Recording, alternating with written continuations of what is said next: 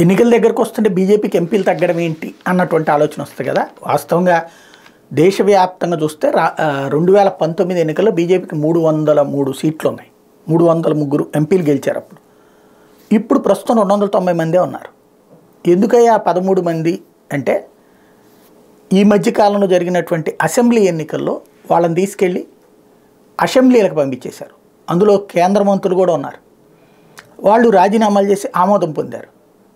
ఇక్కడ మనకు కూడా వైఎస్ఆర్ కాంగ్రెస్ పార్టీకి సంబంధించినటువంటి ఎంపీలు కొంతమంది రాజీనామా చేసి ఎమ్మెల్యేలకు పోలా అంటే ఇక్కడంటే అవసరంలా, ఎందుకంటే వాళ్ళు రాజీనామా కాదు ఎమ్మెల్యేలుగా వెళ్ళిపోయారు. అయితే రాజీనామాలు అక్కర్లా. అక్కడ వాళ్ళు ఏంటి ఆల్రెడీ శాసనసభలు స్టార్ట్ అయిపోయినాయి కూడా. ఇప్పుడు మొన్న మధ్యప్రదేశ్, రాజస్థాన్, ఛత్తీస్గఢ్ ఇట్లా ఆయా రాష్ట్రాల ఎన్నికల్లో ఎంపీలు కాస్త రాజీనామాలు చేసేసి అంటే 2 చోట్ల అక్కడ ఎంపీగా ఉంటూనే ఎమ్మెల్యేగా కంటెస్ట్ చేశారు. ఆ తర్వాత వాళ్ళు అక్కడ గెలిచి ఆ రాష్ట్రంలో ఉండిపోవాల్సి వచ్చేటప్పటికి ఎంపీ పదవి అది ఖాళీ అయిపోయింది.